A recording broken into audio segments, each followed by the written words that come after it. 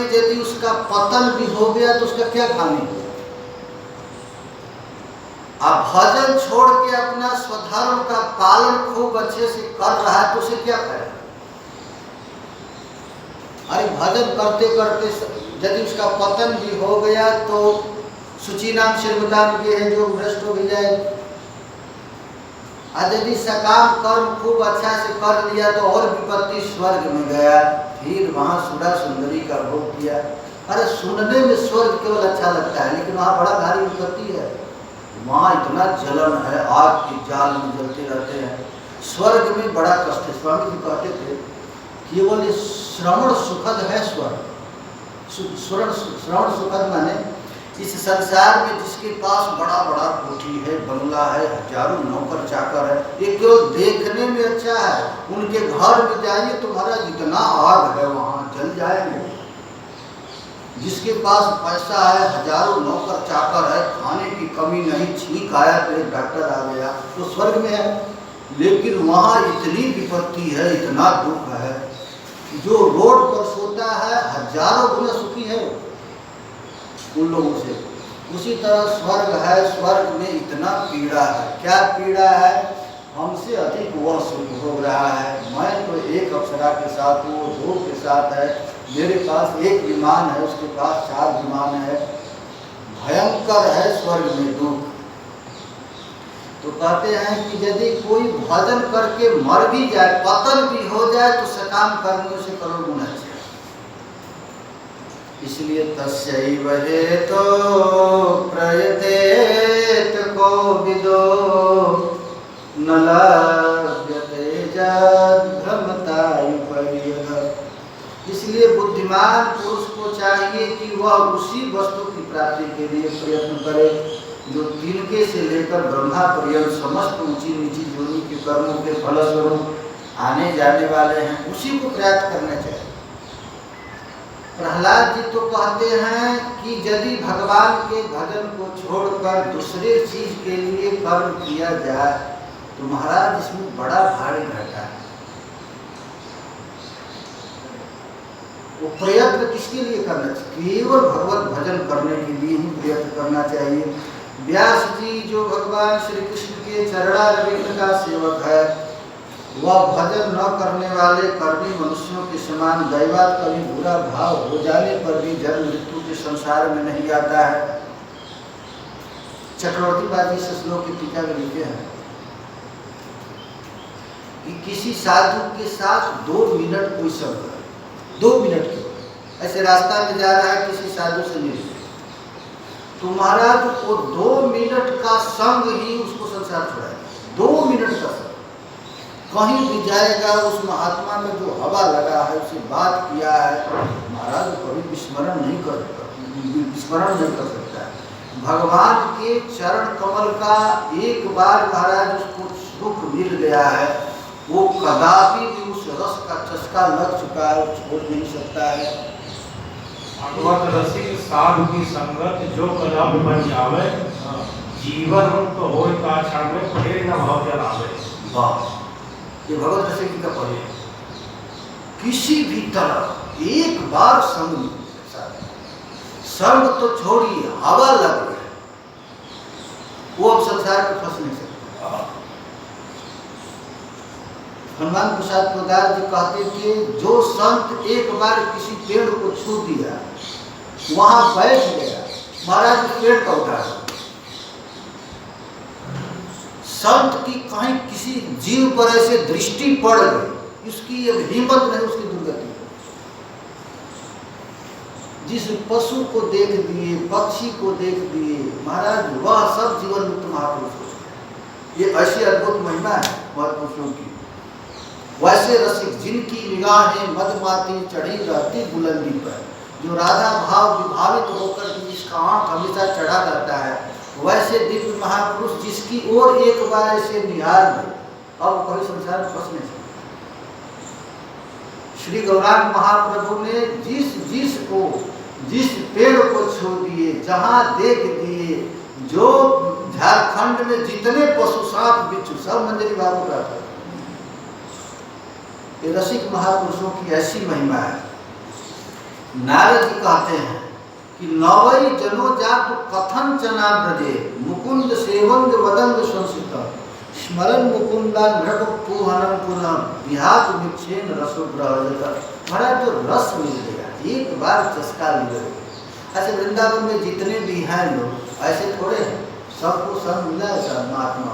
वो पागल होकर भाग कर आ गया है वृंदावन में, और वृंदावन में आकर के अब मार पिटाई भले हो रहा है, अपराध बन रहा है, दे दबादब पिटाई इधर उधर हो रहा है, ये भी एक लीला चल रही है।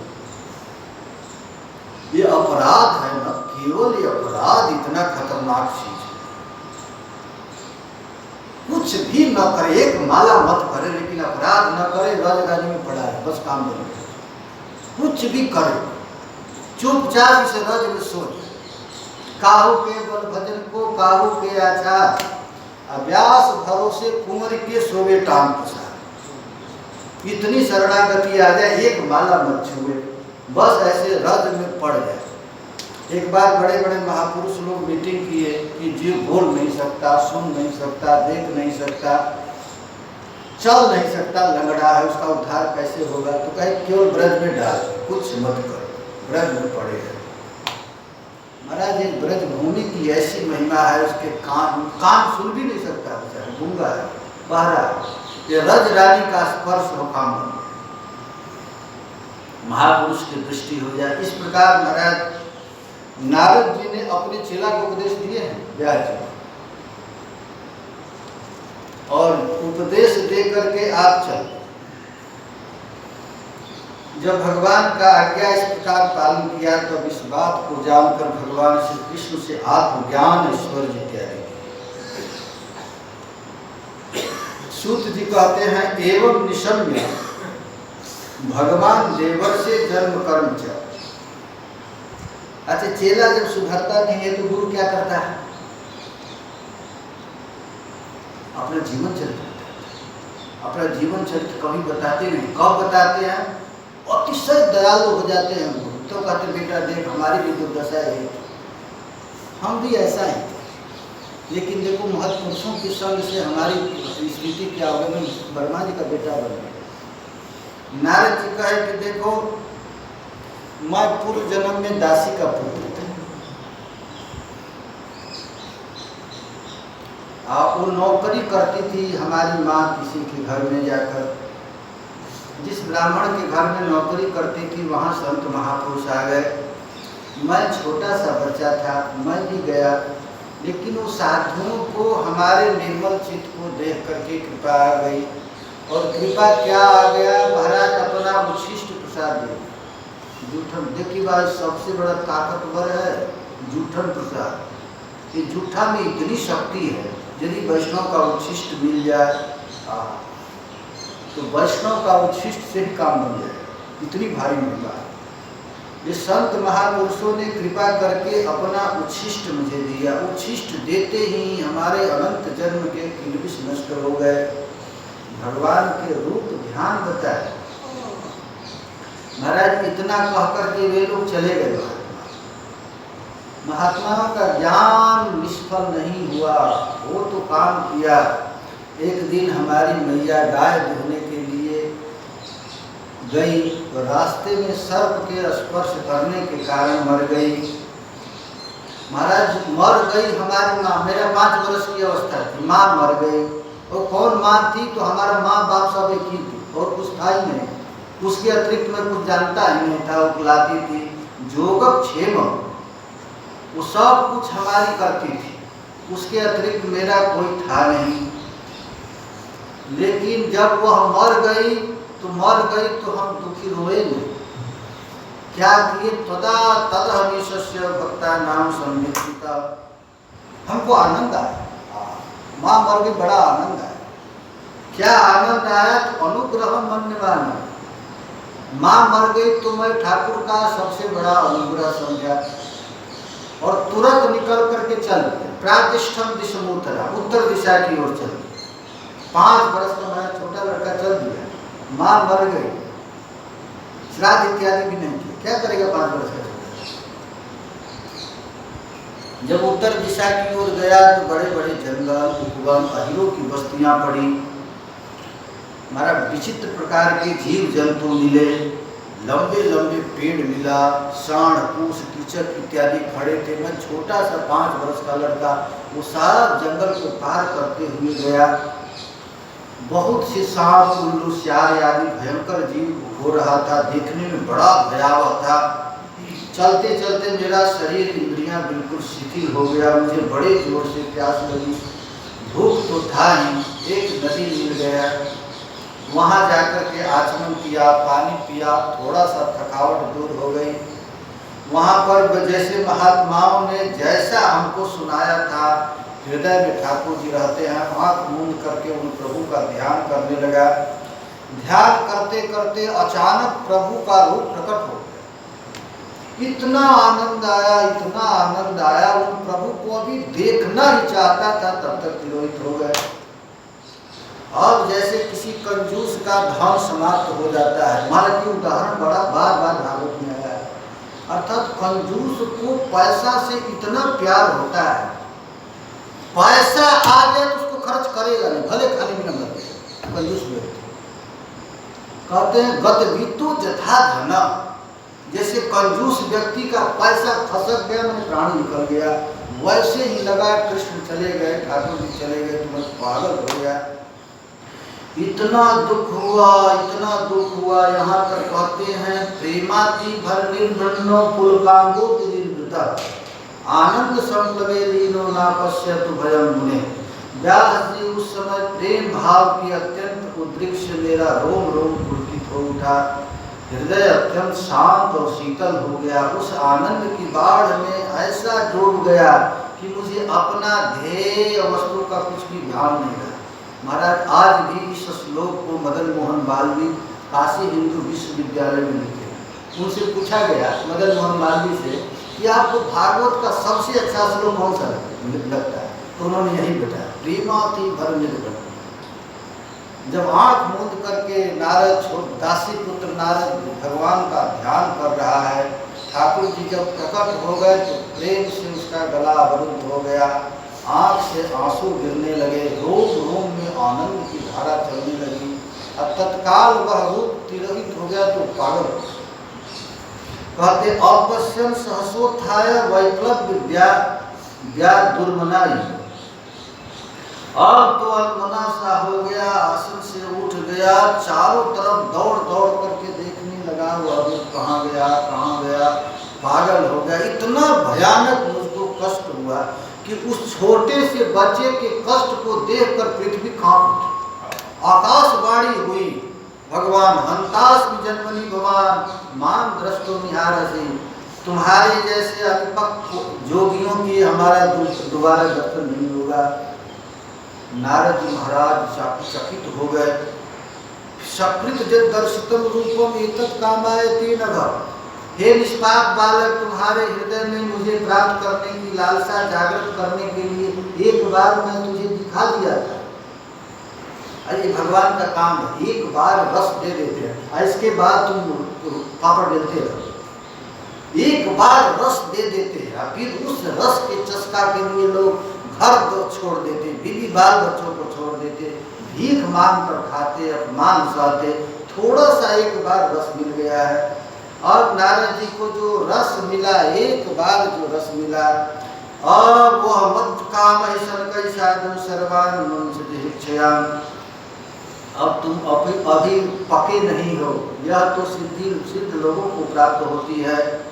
ये कैसे प्राप्त होगा, तब उपाय बताए। ये भक्ति कैसे मिलेगी? अब कि कहे कि तुम और महत्पुरुषों की सेवा करो। मुझको यदि प्राप्त करना है तो सत्य सेवया दीर्घया थे जाता मई दृढ़ा। देखो भाई, भजन इसी को कहते हैं। माला जब इत्यादि तो भजन है। संत सेवा यदि मिल गया, महत्पुरुष की सेवा मिल गया तो मालूम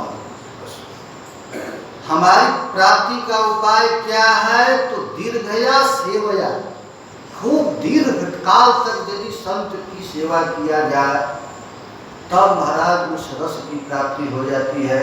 अब नारद जी महाराज दीर्घ काल तक सेवा किए। सेवा करने के बाद उनका शरीर छूटा और ब्रह्मा जी का जब सृष्टि किए ब्रह्मा जी, तब नारद जी का जन्म। अब उस समय सहस्त्राज पर्यंते उत्थाय शिक्षता, 1 सहस्त्र चतुर्युगी बीतने के बाद, 1 सहस्त्र चतुर्युगी माने 1 मनवंतर ना, सहस्त्राज पर्यंतम अरिहत ब्रह्मणो विदु, ब्रह्मा जी के 1 दिन, रात्रि बीत गई, अब दिन में फिर सृष्टि करे, उतना दिन तक महाराज तड़पते रहे, रोते रहे। हम लोग सोचते हैं कि अभी क्यों नहीं भगवान मिल गए। फिर महाराज जी की जब सृष्टि हुई तब नारद जी हुए, भगवान की दी हुई स्वर ब्रह्म से विभूषित वीणा पर तान छेड़कर मैं उनकी लीलाओं का गान करता हुआ सारे संसार में विचरण करने लगा। गा प्रगायतः सुविरजाणी तीर्थपाद प्रिय स्लवा। अब महाराज वे कीर्तन में मत्त हो गए, उन्मत्त होकर के चारों भव सिंधु प्लवो दिष्टो हरिचर्यानुग्रह। कहते हैं कि जिनका जसोगान मुझे बहुत प्रिय लगता है, बुलाए हुए की भांति तुरंत मेरे हृदय में आकर दर्शन दे देते हैं। नारद जी कहते हैं अब ऐसी कृपा इनकी हो गई है कि जब भी मैं कीर्तन करता हूँ प्रभु मेरे पास आ जाते हैं। जैसे किसी को ऐसे बुला दिया जाए भगवान आ जाते हैं, इतना हो गया। व्यास जी आप निष्पाप हैं, आपने मुझसे जो कुछ पूछा था मैंने सब बता दिया, आत्मतुष्टि का उपाय मैंने बतला दिया, अब आपकी जो इच्छा होगा। लेकिन गुरु का इतना ही काम है, उपदेश दिया भागे वहां से, क्या प्रश्न है, निकल चल, अब तुम जो मन करे वो करो, यथेक्ष चित्त था। हो गया हम लोग 6 अध्याय। सूत सौनक की कथा हो गई, व्यास नारद की कथा हो गई, कनिष्ठ कोटि की श्रोता वक्ता की कथा हो गई और मध्यम कोटि श्रोता वक्ता। देखिए दोनों भगवान है, व्यास भी भगवान है, नारद भी भगवान है, लेकिन दोनों को मध्यम कोटि में रखा गया है। उत्तम कोटि में क्यों नहीं रखा गया कि इन लोगों का काम है दूसरे के लिए, व्यास जी दूसरे के लिए भागवत लिखते हैं, पुराण लिखते हैं, तो जो दूसरे के लिए साधन करता है वो मध्यम कोटि। और सूत सौनक क्या है तो यज्ञ कर रहे हैं और उसमें थोड़ा सा टाइम मिलता है तो सत्संग कर रहे हैं, कालक्षेप करते हैं, इसलिए इनको कनिष्ठ कोटि में रखा गया है। और परीक्षित और सुखदेव को उत्तम कोटि के श्रोता और उत्तम कोटि के वक्ता किया, क्योंकि वे किसी के लिए नहीं करते, बस स्वांत सुखाय रघुनाथ अपने सुख के लिए करते। सुखदेव जी दोबारा कभी कथा किए, एक बार ही कथा की, और परीक्षित भी दोबारा कभी सुने नहीं, एक बार सुने, एक बार में ही काम चल गया। इसलिए महाराज इन लोगों को उत्तम श्रोता और उत्तम वक्ता कहा गया। परीक्षित जी सबसे उत्तम श्रोता है, परीक्षित को बताने के लिए भागवत और महाभारत का प्रसंग है। एक आचार्य कहते हैं कि देखो तुम्हारे हृदय में भक्ति आ गई, इसका मतलब तुम्हारे कृपा से भक्ति नहीं मिली। तुम्हारा बाप कैसा था, तुम्हारी माँ कैसी थी, तुम्हारा गुरु कैसा था, तुम्हारा दादा कैसा था, अब बता रहे। परीक्षित की कथा कहना है, लेकिन अब परीक्षित की कथा न कह करके अर्जुन की कथा कह, अभिमन्यु की कथा कह, कुंती की कह रहे, उत्तरा की कह रहे। देख देख परीक्षित तुम्हारे हृदय में जो ऐसी भक्ति प्राप्त हुई है, तुम्हारी माँ कैसी। तुम्हारा इस अध्याय में 4 नारी की कथा है, कुंती की, द्रौपदी की, उत्तरा की, और एक स्त्री है जिसकी चर्चा नहीं की गई लेकिन वहां है, वह सुभद्रा। एक प्रभु से विपत्ति मांग रही कुंती, एक है कि हमको कुछ भी नहीं चाहिए, आपकी कीर्ति चाहिए, वो है उत्तरा। भले सारा हमारा लड़का मर जाए, सब मर जाए, परीक्षित मर जाए अच्छा है, कुछ भी हो जाए, लेकिन परीक्षित के मरने से सारा संसार आपको गाली देगा।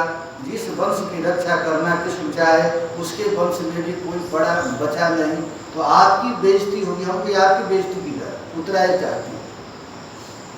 और एक है द्रौपदी, और सुभद्रा है। सुभद्रा ऐसी नारी है कि उसको कोई शंका नहीं है, हमारा भैया जो भी कर रहा है अच्छा कर रहा है, हम उसे स्तुति करेंगे ना कुछ करें, वो है सुभद्रा। ये 4 नारियों की कथा है।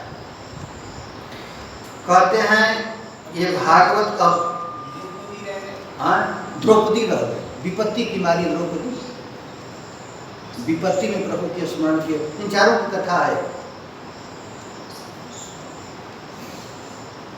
देखिए, अब इतना उपदेश दे करके जब नारद जी चले गए, व्यास जी अपना ध्यान लगा, तो विध्यान में भगवान का दर्शन। तो ये भागवत व्यास जी लिखे नहीं, प्रकट हुआ है। ये व्यास जी के हृदय में प्रकट हुआ है ये भागवत। ससंहिता भागवती कृत्वा नु ब्रह्मचात्मजं सुख मध्यात्मयामास निवृत्त निर्तम। जिस ये भागवत जब प्रकट हुआ तो उन्होंने सोचे कि मैं इसको किसी को दूं भागवत, तो किसको दूं? तो महाराज अधिकारी कोई भागवत किसको देना चाहिए? तो अधिकारी, और अधिकारी हो और उसे थोड़ा ममता। तो सुखदेव जी में दोनों गुण। एक तो सुखदेव जी जीवन मुक्त महापुरुष होने के कारण अधिकारी हैं, और बेटा होने के कारण ममतास्पद भी, उनसे ममता है। तो सुखदेव जी को आपने भागवत को दिया। कैसको किए? तो कहते हैं ये आत्मा रामस्य मुनयो निर्ग्रंथाय परिक्रम कुर्वन्त हेतुकी भक्ति नित्यम भूत गुणो हरि। ये सुखदेव कौन है? तो आत्मा राम निर्ग्रंथ है। महाराज ऐसे लोग भी सब कुछ छोड़ करके भगवान की कथा सुनते रहते। और परीक्षित कैसा है? ये सुखदेव जी परीक्षित कैसा है कि इनका जन्म ले लो या जीवन काल ले लो या मरण काल ले लो, इनके सब जगह कृष्ण की कथा लगी हुई। ये परीक्षित एक ऐसा महापुरुष है कि परीक्षितोथ राजर्षे जन्म कर्म विलाप संस्थान च पांडव पुत्राणाम वक्षे कृष्ण कथो। परीक्षित की कहीं से कथा उठा लो, कृष्ण की कथा उसमें छिपा हो। जन्म का ले लो, गर्भ का ले लो, जीवन काल का ले लो, मरण काल का ले लो। जैसे गंगोत्री से गंगा निकली है, वैसे ही कृष्ण कथा परीक्षित से निकला। परीक्षितोत्तरागत ये कहते हैं कि बच्चे कृष्ण कथोदय। परीक्षित की कथा कहना माने कृष्ण की कथा। अब परीक्षित की कथा चालू, परीक्षित की कथा चालू करते हैं। देखिए परीक्षित की कथा कैसे चालू हो गई। यदा मृधे कयो रव श्रृंजयानाम वीरस्यथो वीरगतिं गतेषु। चालू हो गया परीक्षित की कथा। महाभारत युद्ध हुआ, एक दूसरे को मारने के लिए तैयार है। महाराज ब्रिकोदरादित्य गदा विमर्शो भग्नो द्वंद्वे धृतराष्ट्र।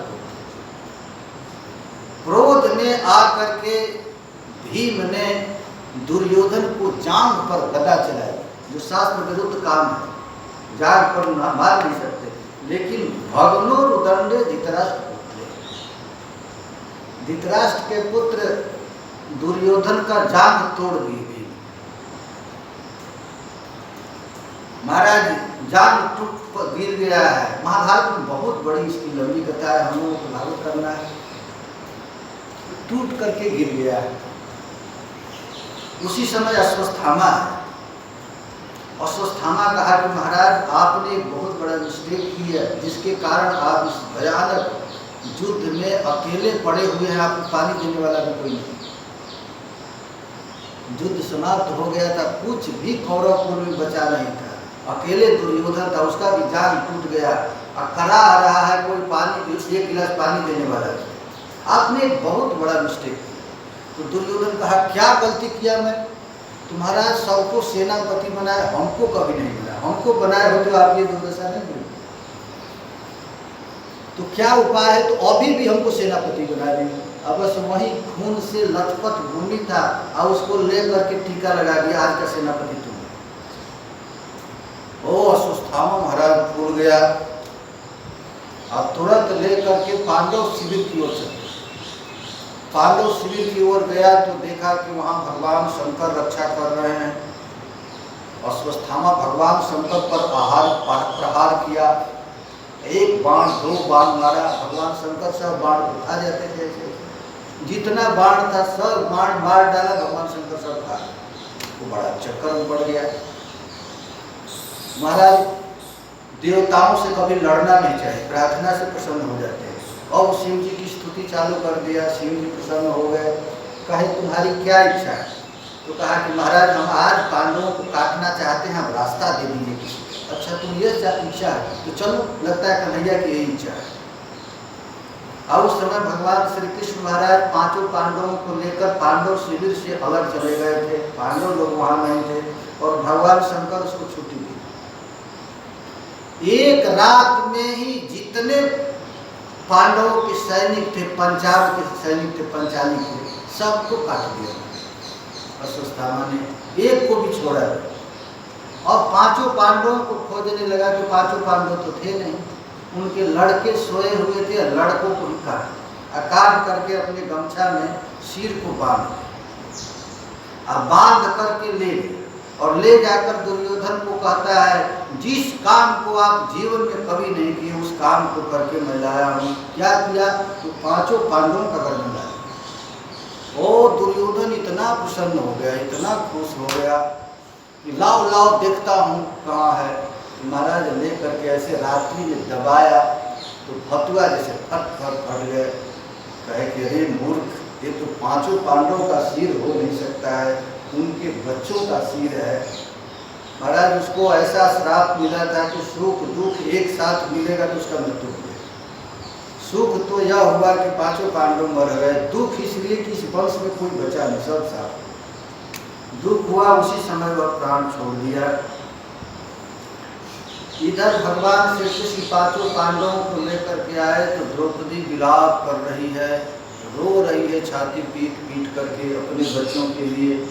अर्जुन को रहा नहीं गया, अर्जुन तुरंत पर प्रतिज्ञा कर दिया जिस दुष्ट ने हमारे बच्चों को मारा है आज शाम सुबह होते होते उसका गर्दन लाऊंगा और उस पर तो बैठ करके स्नान कर। मैंने प्रतिज्ञा कर दिया अर्जुन ने। और श्री कृष्ण को कहा कि अब रथ लेकर के चलो, रथ पर चढ़ करके चल। जब जा रहे हैं अश्वत्थामा को पता चला अर्जुन और कृष्ण दोनों हमको मारने के लिए आ रहे हैं, तो तुरंत महाराज ब्रह्मास्त्र ला दिया। अर्जुन आया था मारने के लिए और कुछ ही क्षण में वो अर्जुन मरने वाला है। अर्जुन कहा ततः प्रादुष्कृतम तेज प्रचंडम सर्वतो दिशम, न जाने कहां से प्रचंड तेज आकर के हमको जला रहा है। हाथ जोड़ करके अर्जुन कहने लगा कृष्ण कृष्ण महाबाहो भक्ता नाम भयंकर तुम्हें को दह्यमाना नाम पवर कोश संस्कृत। हे कृष्ण, हे कृष्ण रक्षा करो, आप भक्तों के अभय देने वाले हैं। हे प्रभु हमको क्या पता था, हम तो मारने के लिए आए थे, खुद मरने के लिए उतारू हो गए। ये किमिदम स्वितकुतो वेतु देव देव न वेद्यहम, प्रभु यह प्रचंड तेज कहाँ से आया, कौन भेजा, मैं मर रहा हूँ। भगवान श्री कृष्ण मंद मंद मुस्कुराने लगे और मुस्कुरा करके कहने लगे वेद्यम द्रोण पुत्रस्य ब्रह्मास्त्रम प्रदर्शितम।